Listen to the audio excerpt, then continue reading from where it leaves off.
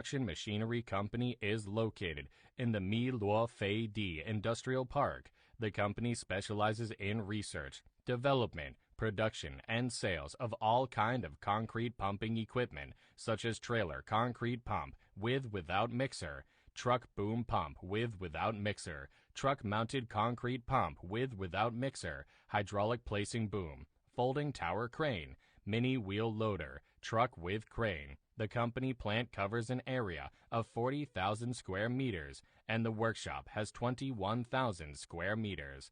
Our factory has more than 200 employees, including more than 90 R&D and marketing personnel, 5 branches and 25 offices all over the country. Overseas, products have been exported to more than 40 countries and regions, such as Southeast Asia, Africa, South America, and Commonwealth of Independent States.